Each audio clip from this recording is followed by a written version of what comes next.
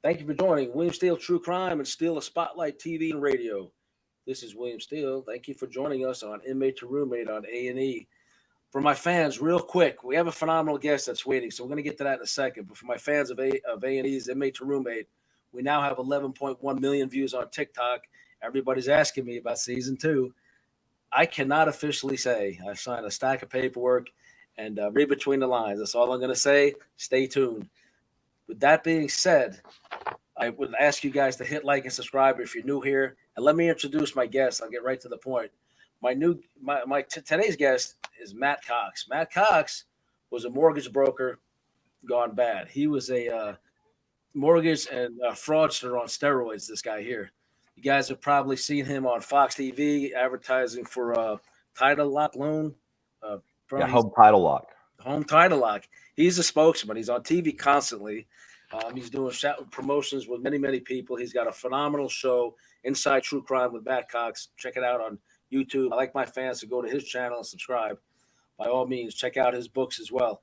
So this guy here gets out of prison. He gets sentenced to 56 years for a litany of charges: bank fraud, ID theft, passport fraud, mortgage frauds, and these thefts amounted to, by some estimations, as much as $25 million. Now, this guy here was on the United States Secret Service Most Wanted list. I was on America's Most Wanted for various things. You guys can read my books in the description. But he was probably prolific in what he was doing. His crimes and his story of his turning around his life and doing more positive things these days has been featured on Dateline, CNBC, American Greed, Fortune Magazine, Bloomberg Business Week, and Playboy Magazine. I think he was posing nude with one of the bunnies, maybe. I don't know what this guy was doing. But knowing him, and he had a bunch of female accomplices, he probably had a whole bunch of women supporting this guy. He's got model good looking guy. You see him on TV all the time, constantly. If you watch Fox, especially, he's always there.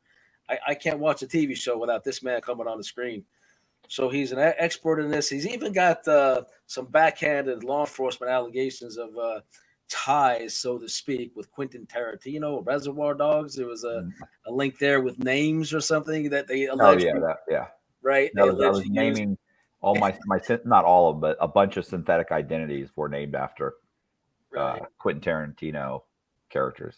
Right. I read that in one of your bios. It was fascinating. Let me introduce Matt Cox. Matt, thank you so much for coming to my show.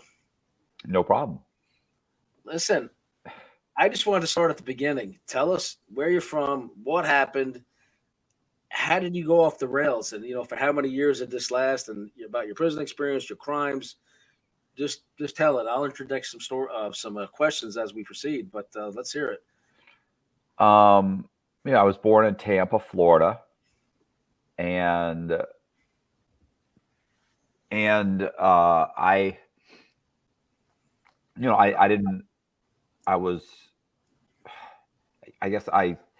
didn't do very well in school. I had a learning disability. Eventually, I ended up going to college. I ended up getting a degree in fine arts, which, you can't do much with. So I worked in the insurance industry for a little bit, worked construction, and it just wasn't making my bills. And my girlfriend at the time told me I should consider being a mortgage broker. So I went and I became a mortgage broker at this company. Basically, I as soon as I started, it was already messed up. Like, it was already, like, the first loan I did, my manager of the mortgage company looked at all the documents that I was about to send off to try and get a loan for this woman, one of my borrowers, my first borrower, and there was a 30-day late on her rent. She'd been 30 days late in the last 24 months. So my manager suggested I just white it out, make a copy of the document, send it in. They probably wouldn't catch it. So I did that. And this is my manager. So, I did that. I sent it in. 3-4 days later, I get an approval, comes back, says it's approved. A couple days later, we close the loan. and I get a check for like $3,500 or something, like 3,000, 3,500. A couple days after that, somebody comes in. I have another loan. It's same thing. Like the guy didn't quite make enough money to get the loan. Let's say he made $55,000, but if he made $59,000, he could get the loan. So I end up changing the 5 to a 9. I forget exactly what it was. Basically, I fixed the W-2, and now he gets approved, and now I get him a house. So pretty much very quickly, I start just changing documents, because like I said, my manager was like okay with it. She just wanted the stuff to close, and she was like, it's not that big of a deal. It's one document out of 30. They're not going to catch it, and honestly, the guy's going to make his payments. Like, what's the big deal? So for you, everyone that you fudge and goes through, that's additional commissions was your original. Of course, yeah. Okay. Well, and the thing is that it became, every time it goes through too, you become more and more emboldened. Right. Or if you get caught, say underwriting calls up and says, "Hey, this document's it's fraud. It's a forgery. It's not true. This person doesn't even work there," or something like that. You're like, "What?" You can immediately blame your customer. Like, are you telling me that my customer gave me fake W-2s? Really, they're trying to tell you, like, did you do it? But you're like, what? You just act shocked. And I can't believe that my customer lied to me and said this. It's like, what are they going to say? They call the customer. They're not going to say anything. They're just going to hang up on them. And they're not going to call anyway. What does it matter? Like, you didn't get the loan. Let's go to the next closing. So I say within a year or so, I ended up opening my own company. That company got shut down. I worked for another company briefly for a few months, and then I opened my own company. And I ended up probably within 6 months, I had half a dozen guys. No, not half a dozen. I had probably probably a dozen guys working for me. And the most I ever had was like 12 to 14 guys. But I was, doing pretty well. And at some point, I get married, and I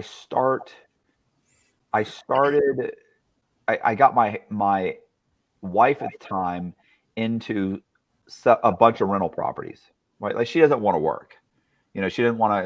She wants to raise we have a son. She wants to raise a kid. So I get her into a bunch of rental properties, and within a year, I get her about $1 million, $2 million worth of rental properties. Mm-hmm.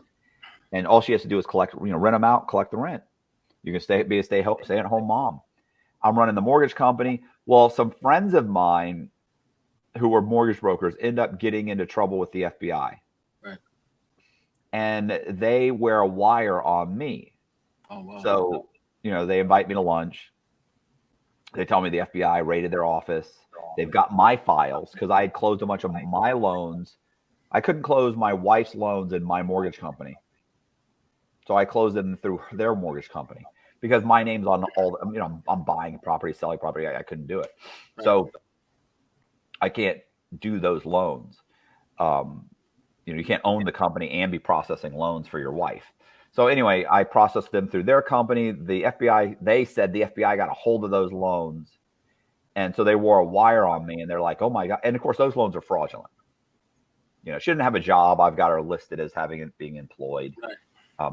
So, we're putting money down on properties and then getting the money back. That's fraudulent. And that's a bank fraud.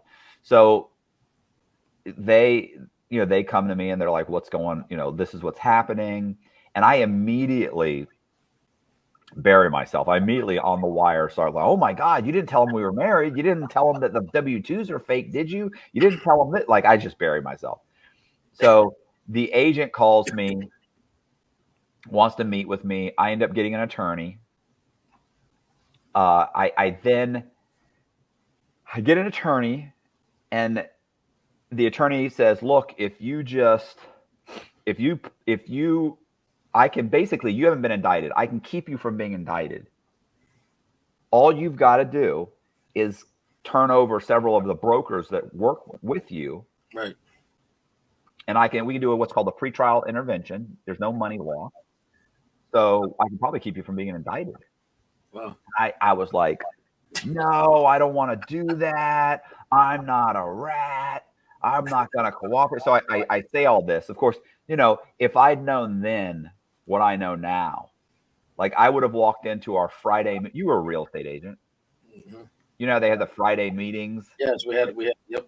I'd have walked into the Friday meeting with a dolly and gone up to the file cabinets and scooped up some file cabinets and wheeled them into the back of a truck and been like, listen, man, I'm bringing these to the FBI. Well, maybe you should get an attorney. I don't know. You're going to have to do some time. Like yeah, I would have turned on everybody.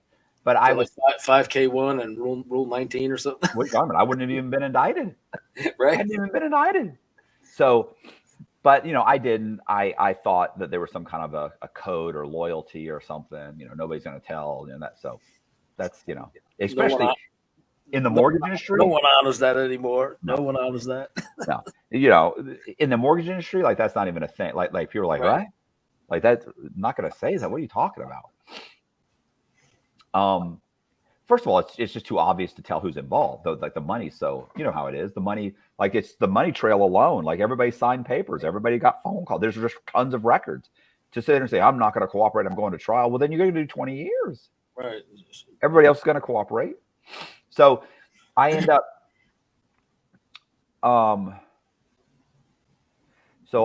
up, taking a plea deal for 3 years, but I can't be a mortgage broker anymore. Oh wow.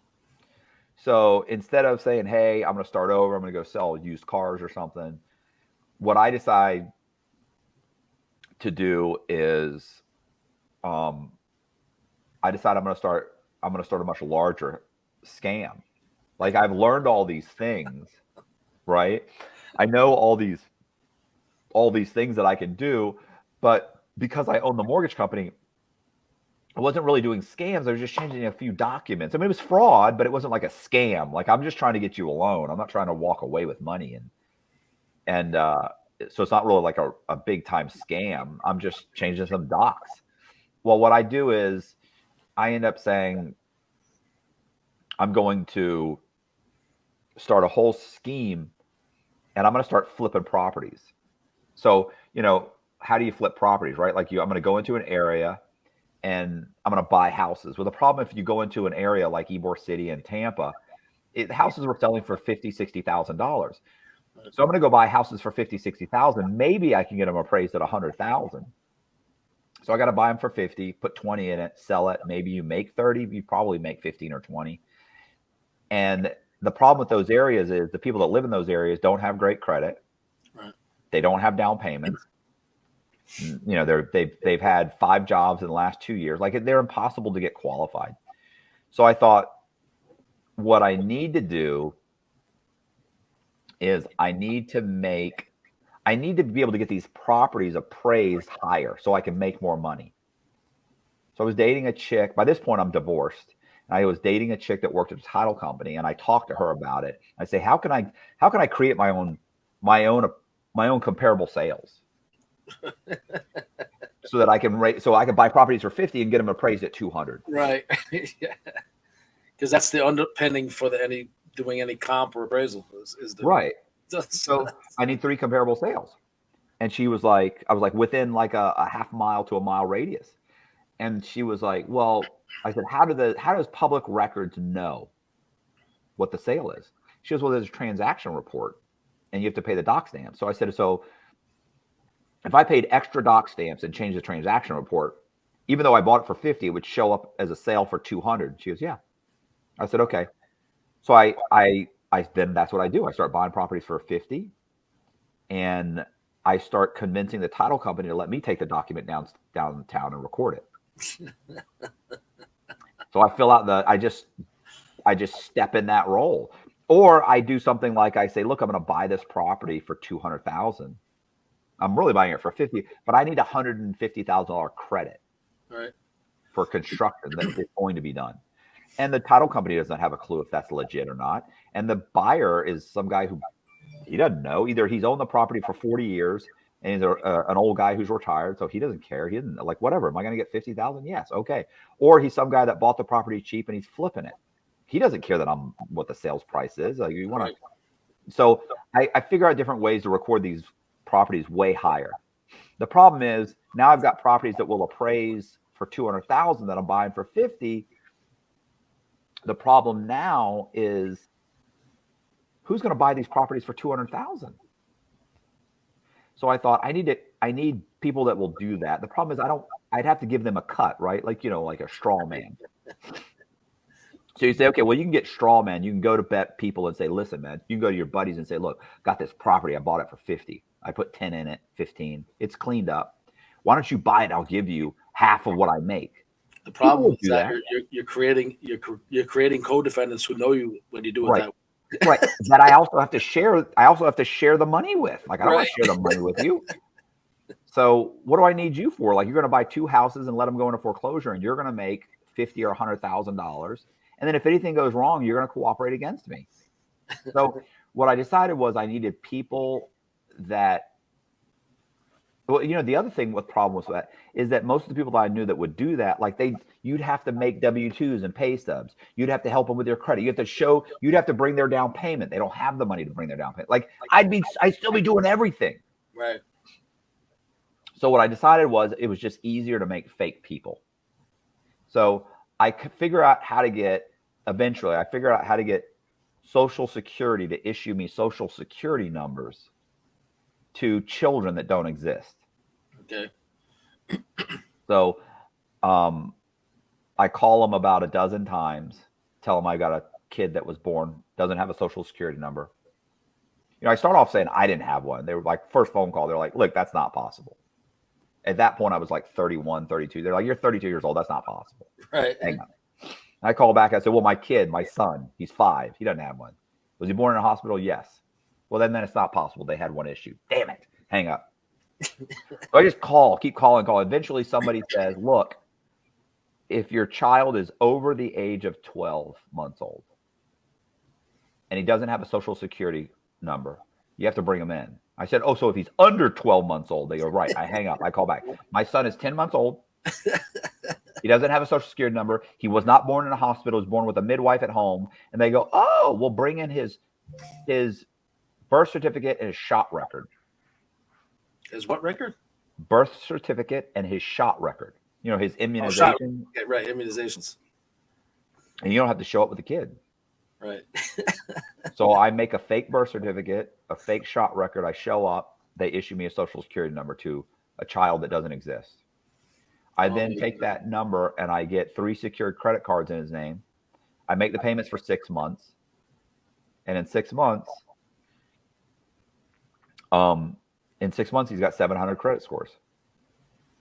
So I then have that kid, that adult, not a kid, it was that synthetic identity, buy a house that's for 50,000, but recorded at 200, 210, whatever. Now he's owned the house, and I just refinance the house in his name. He gets a check for $180,000. I got 60 in the house, because I just have to clean it up enough to get an appraisal. And at this point, I've got appraisers who will do anything. Right. And so, I make whatever it is, 100,000, 120,000 on the sale. I make a few payments, but each one of these guys that I make ends up buying 5 or 6 houses. Right. So, and I was naming them stuff like, Lee Black, James Red, Gary Sullivan, Brandon Green, David Silver, right? Michael White. So each one of them buying 5 or 6 houses and refinancing them and getting about a million and change in mortgages, making I got a profit of 500,000 or 600,000. I'm taking that money, I'm buying vacant properties or rental properties, or I'm buying new properties, or I'm buying vacant land, or I'm building new houses. I started a development company. Once you get the mortgage, so I'm not familiar with that end of it, the mortgage company pays it into one of the bank accounts you set up in that non-existent child's name, and then you could take it out in cash or go buy gold with it and just cash out? No, once I go to a closing, like the synthetic identity owns the house. Right. So he owns the house. So if he gets a loan for 180,000, he gets 180,000. So now I've got a check in the name of a synthetic identity for 180,000. Mhm. I could endorse the check and deposit it in my own bank account if I wanted, or I could usually what happened was at closing, I would simply provide a bunch of invoices saying, look, there was a bunch of work done to the house. This construction company is owed this much. This roofing company is owed this much. This person is owed this much. And they would cut those checks to whoever I wanted them cut to. Right. So I'd be going around saying, here's a check for $30,000 to my business partner. Or let's say I owed 50 or 60 grand to the guy that lent the money, a hard money lender that lent the money on the property. Here's your $60,000, and I would open up bank accounts in these guys' names. I would make a fake ID, get a fake ID, go to the bank, open up a bank account. Mm-hmm. So a lot of them had bank accounts. So I deposit $40,000 in that bank account and just leave it. I'm not worried. I mean, nobody's looking for this person. They don't exist. It's right. These were not stolen identities. But before it hits the fan and they start backtracking on the paper trail and the money trail and the banking and freezing accounts, you could theoretically then pull it out either in cash or buy gold coins or something. You'd have something of value. Right. Well, most of the time I would pull the money out in cash. But keep in mind, the bank at this point doesn't know that there's been a fraud that's been committed. Right. So the bank's getting their payments. Maybe after 6 months, and after I bought 5 or 6 houses and done this with, and I borrowed another $50,000 or $60,000 in personal loans from the bank, and I've got $50,000, $60,000 in credit cards that I'm running up. Once you've tapped these guys out, their credit scores drop to 500. Then you stop paying, and the bank forecloses. Well, when the bank forecloses, the bank says you owe us $180,000. You're not paying. They then start the foreclosure process. Eventually, they end up with the property, right. But their own appraisers are telling them the property is worth $200. So they stick it back on the market and try and sell it. In 3 months, it doesn't sell. They lower the price. 3 more months, they lower it again. Doesn't sell. 3 more months, they lower it again. Doesn't sell. By this point, it's in a bad neighborhood. People are living in the house. They've knocked out the windows. They've stolen all the copper. They've stripped it down. The real estate agent is telling the bank, you don't understand. This place has been gutted. You're never going to get $200,000. You probably shouldn't have lent $200,000 to begin with. You could probably circle back and ultimately buy that same property and do it again. I know, right? Listen, there were times I almost did buy the same house over and over again. We were waiting for them to go. Here's the real problem was because of what we were doing, the market was going up. So I literally had this old guy one time. He was probably 60 or 70 years old. And I had gone to him and I said, hey, I want to buy your house for 40 grand. He said, I want 60 for it. I go, 60? Right. A piece of junk, man. Are you serious? And he goes, yeah, I think 60, it's worth it. And I went, no. So I leave. Well, we were buying so many houses that 3 to 6 months later, I go back to him and I say, look, I'll give you 60. And he goes, I want 80. I said, 80? 6 months ago, you wanted 60. And he goes, yeah, I want 80. Your own scam was artificially inflating the overall market, which made it harder for you to even buy anything. Literally, this went on for 9 months. So the guy got to almost 100,000. I come back and I said, look, I'll give you the 80. And he goes, no, I think I can get 90 to 100. I go, where are you getting these numbers? He said, well, this area is going through the roof. He said, you see that house down the street right there? I said, yeah. He goes, that's sold for 210,000. Right. You see that house over there? It's sold for 195. And I'm thinking, I was my worst enemy. I was creating false comparables. Right. But you got to realize at this point, the noose is starting to close if people are picking up on it. Investors are coming in, scooping up everything. Oh, my God. Well, we're putting options on places because we don't have enough money to buy them fast enough to refinance them. And of course, we're taking this money and investing. We're buying vacant lots. We're getting them rezoned. Listen, I'm bribing politicians to rezone my properties. I'm doing all kinds of stuff. I read one of the names in the bio. I don't know if you want to put it out there, but you had written a letter to the newspaper in St. Petersburg.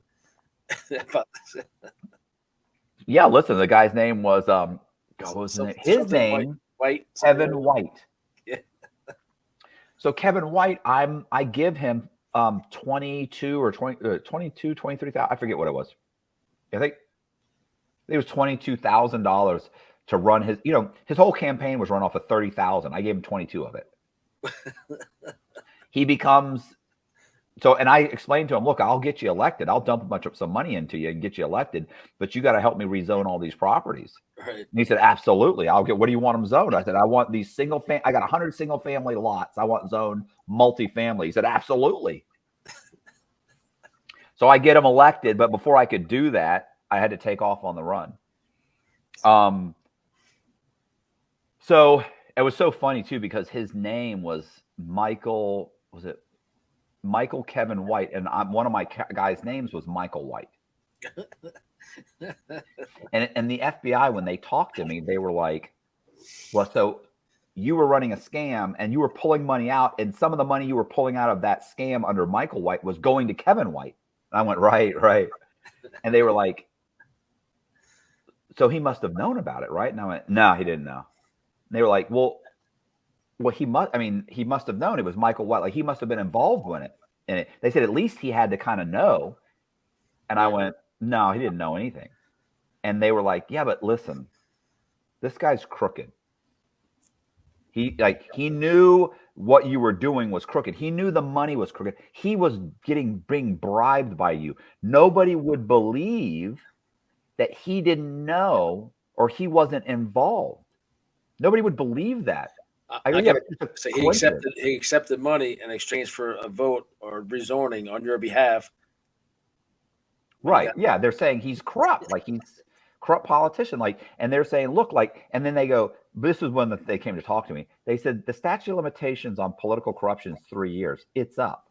The statute of limitations on bank fraud is 10 years. It's not up. Oh, man. So if he did know, we could prosecute him on that.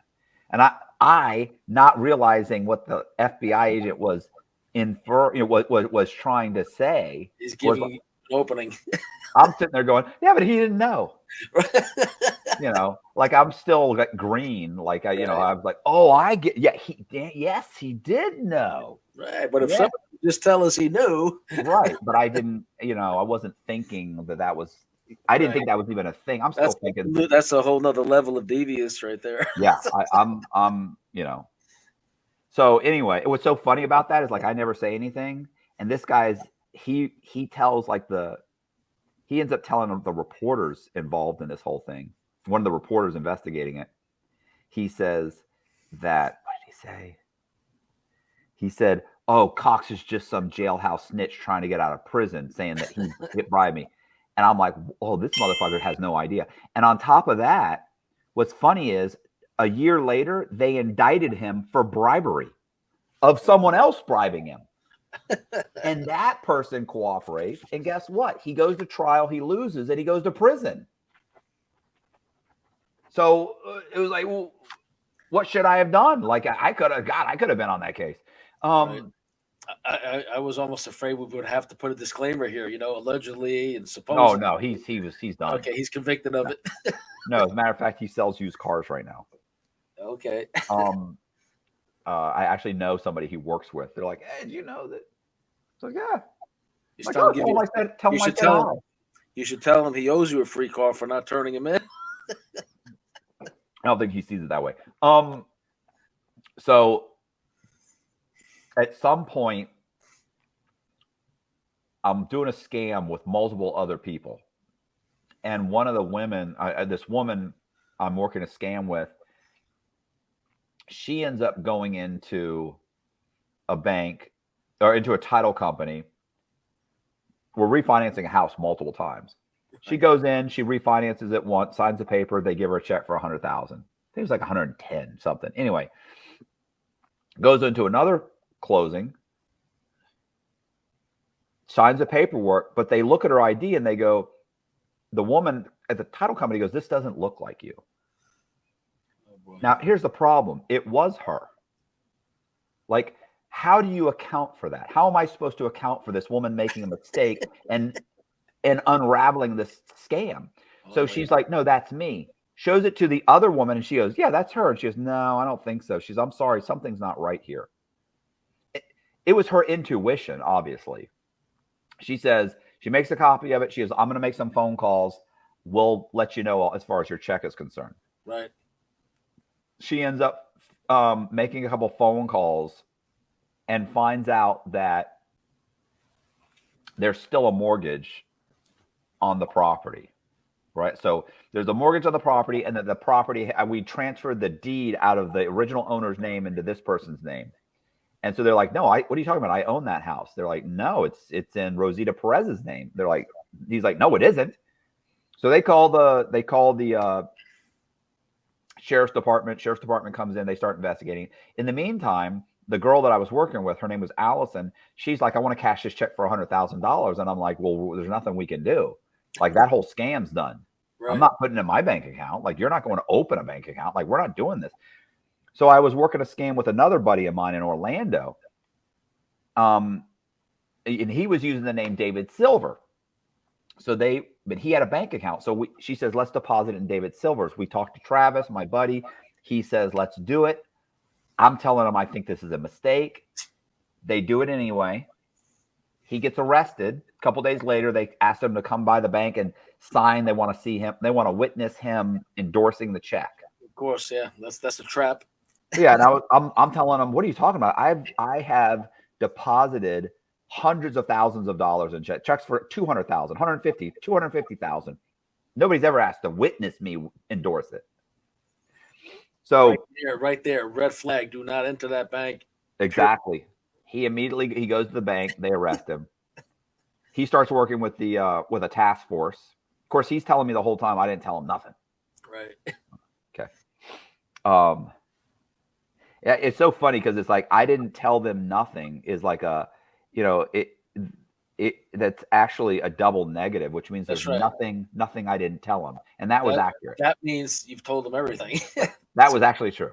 Right. So I should have known. He actually just told me the truth. Right. It's really my fault. Just by not knowing how to speak proper grammar. So I think it was a Freudian slip. So he ends up.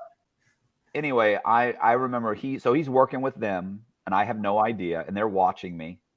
So 3 to 6 months later, I start getting phone calls from Jeff Testerman at the St. Pete Times, who's the reporter. I don't even get calls. What am I saying? He's calling associates. Okay. Right. Asking questions. Have you ever met Lee Black? Have you ever met David Silver? Have you ever met James Wren? And they're like, people are like, well, I talked to him on the phone. And the title, I get a phone call from that chick I used to date at the title company, and she says, listen, we got a subpoena from the FBI. We were told not to tell you, but I'm letting you know, we just got a subpoena. We just handed over like 80 files. Right. It's not good. So anyway, I'm still feeling like I'm okay. Like nothing's in my name. That's what I'm thinking. Not my name. None of this money came to me. And keep in mind, I'm on probation. I got a probation officer stopping by every, once a month, every 2 weeks, walking around. And they're probably filling him in to keep a closer eye on you or something. Maybe. So one day I have this guy comes by my office. He's a sheriff's deputy, knocks on the door, comes in my office. I'm like, what's up? And he's like, and I had done probably about $1 million worth of bad loans in his ex-wife's name. Got her into a bunch of rental properties. Got him into a bunch of rental properties. Maybe $1 million, $500,000 to $1 million in him. And he says, look, can I talk to you? I said, yeah, what's up? And he says, so I used to date this chick on the Tampa Police Department. I said, okay. And he said, she was just on a task force that was handed over to the FBI yesterday. I went, all right. And he said, the task force is on you. And he said, my name came up because several properties that you had bought in the name of like fake people, you then sold to me. Or he's like, something like that. He's like, and they're going to come arrest you probably in the next couple of days. And she told me, because she said, don't talk to this guy on the phone anymore. Don't answer any questions. There's not enough to really like indict him.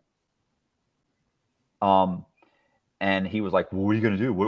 What should I do? I said, don't do anything. Like, you're not a mortgage broker. Right. Right. Nobody's gonna, you tell them you came by my office, you applied for a loan, I scheduled the closings. Like, that's all you know. I asked you for documents, you gave them to me. Right. Like, what did you do wrong? You don't know.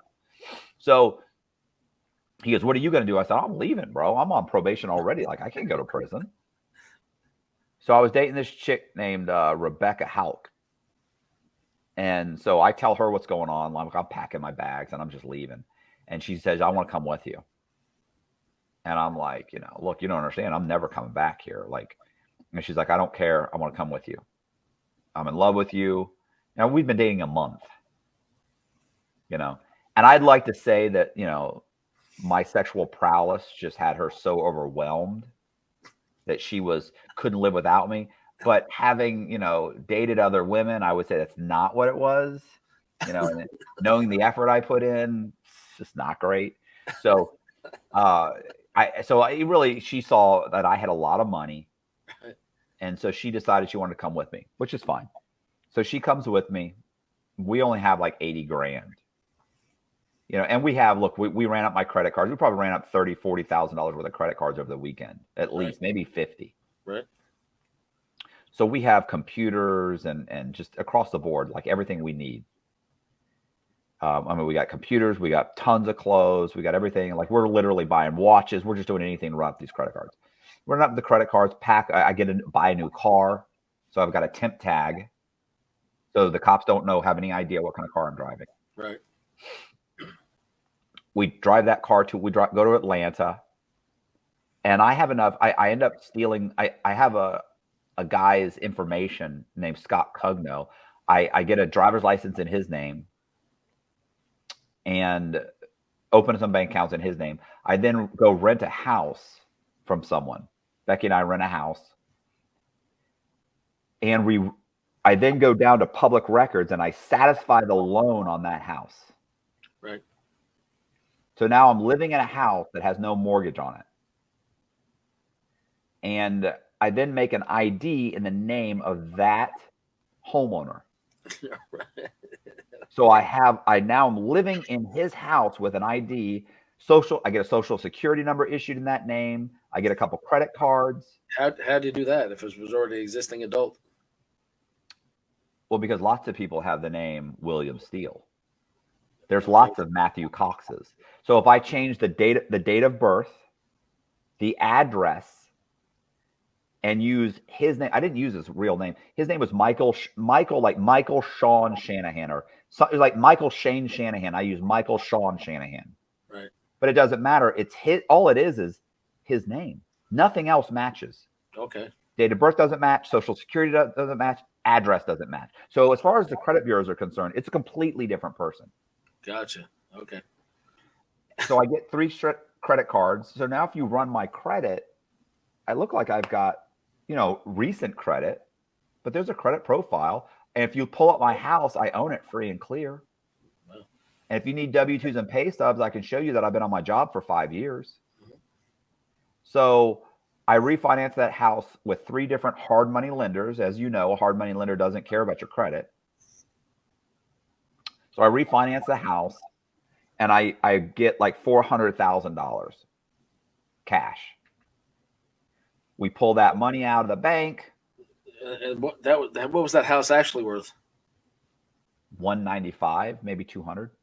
And did you create the fake comps to pull that one off too? No, I didn't need to, because the house is worth 200,000 and I satisfied the mortgages on the house. Gotcha.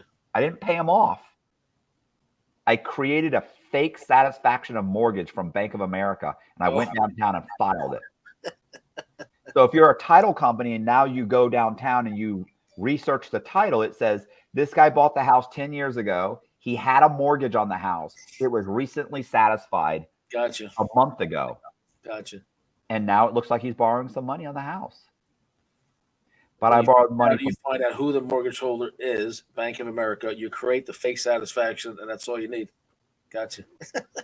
All right. Here at William Steele True Crime, we're not trying to teach anybody how to commit crimes.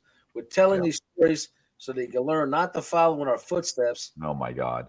I don't think they could follow anyway. Look, I always get these guys who are like, bro, could you do how could I? Like, you couldn't. Right. No. Like, most people can barely get a driver's license in their own name. Right. I'm going to get one in your name.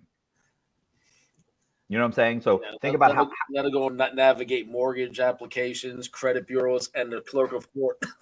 Yeah, underwriting guidelines, public records, appraisal services, documents, coming up with all these documents. Like most people don't have, and this sounds arrogant, but if you look into it, like if you read my book and saw the things that I did, you'd realize that, and it's strictly by coincidence. Like it's not like I went out, like I had a certain skill set to begin with. Right. So you got to couple all these, a fine arts degree, understanding of the credit bureau system, understanding of underwriting, understanding of the banking system, the financial system, understanding of title companies, understanding of appraisals, understanding of you start adding it all up, like all these things you have to have an understanding of to do this. So I could I could do a 2-hour video and lay out exactly what it was done and how I did it. And listen, you could have 100 people try and do it. And I'm telling you right now, a month from now, they'd all have given up. No, because you have to not only know the steps, you also have to have the confidence to pull it off. A lot of, even when I was on the run, the ability to look somebody in the eye while you're still giving them a completely different name and changing the conversation to get their mind off what they're doing a little bit. You know how that goes, beautiful day. Hey, I'm going to Florida in a few days. And, they're just happy to see you and they don't realize what they're putting in front of them is fraudulent. Listen, if I gave somebody all the documents and said, I need you to go into the DMV right now, hand them these documents and tell them this is your name, it'll work 100%. I'm telling you, I'm positive. I'm telling you right now, you did that to 100 people, 99 of them are going, yeah, I can't do it. No, I'm telling you, I do it all the time. Here's what you have to do. It's not a big deal. All these documents are real. They'll all be, I can't do it. I can't. Like they wouldn't even be like, are you serious? Right. Like I did all the work. Your natural employment at a mortgage company gave you all the insider training. The ability of this one manager, you mentioned the female manager that showed you how easy it was to fudge a little bit here and there, which is all felonies, I'm sure, to get loans, which enabled you to earn commissions. Like in my background, I worked in real estate, showing and listing houses. So I was very comfortable dealing with realtors. I've always been in sales and marketing. I know what salespeople want to hear. Mm-hmm. I used to pose as Donna Karen's brother and go see multi-million-dollar homes for sale. And then I would go back and I would hit these houses. But because I had training as a locksmith and alarm technician, there's virtually nothing that can keep me out. So I had the same background legally as you had, and I turned it bad like you did, and you turned it bad, and you became prolific. So what happens at this house now? You're at this house. You got all the more loans on it. Yeah, I had 3 hard money lenders. I scheduled 3 closings. That's another thing. People are like, oh, you can't borrow 3 mortgages on the same. Man, I borrowed 6 and 7 mortgages on the same property. So, if you schedule them at all different title companies, all different title insurance companies, then yeah, you can. And you do them close enough. So you schedule pretty much all on the same day, and you spend all that day doing each one. Yeah, sometimes I might do 2 in one day, one another day, one the next day. Like you don't have to be the same day, but if you're within a week, 10 days, you're good. You're good. So I scheduled them, closed, got the money, opened up a bunch of bank accounts, laundered the money, and then got that money and then took off. So I take off. Secret Service shows up about a couple weeks later, 2-3 weeks later, when they realize something's wrong. And, they tell the homeowner also noticed too, that like he didn't get, he's gotten a bunch of mail that he's not supposed to be getting. He's got credit card bills and the thing. He doesn't. So, oh my God. Did they ever catch on that the female officer that was on that squad was the inadvertent leak? I mean, to all this, to you be able to flee? No. Okay. No, I don't think so. Well, I have no idea. Steve Sutton, the sheriff's deputy, he never got in trouble. Okay. Probably worked there for 10 years and then eventually quit. Now he does something else. I think he retired. Probably did like 20 years and quit. So you're about to go on a run. You just got all these loans. What year are we talking about now? Let's go refresh. 2004. Okay. Now Matt's written. I believe. Well, I'm already on the run. Well, do me a favor. Tell my audience the name of your book, and you can find the link in the description. Put out the name of the book. We'll put this cover up on the screen. Please check Shark in the purchase this Housing book. Pool. Say it again. Shark in the Housing Pool. It's on Amazon. Shark in the Housing Pool. Right. Check it, Matt. Honestly, I haven't read it yet. You and I just recently connected. You're phenomenal. I was on your show. We have like in one day 11,000 views. So I thank you for having me as a guest. Now let's check out, subscribe to all Matt's stuff. All the links will be in the description. Purchase his book by all means. You guys love me and what I'm doing. This guy's on the same path. He's doing all the right things right now. Turned his life around, turned the corner. So let's finish. Let's hear the rest of the story. Not even finished. I know there's way more to it. Go ahead. So what else happened? So at that point, I take off. The Secret Service gets involved. So now the FBI is looking for me. The Secret Service is looking for me. The U.S. Marshals are looking for me.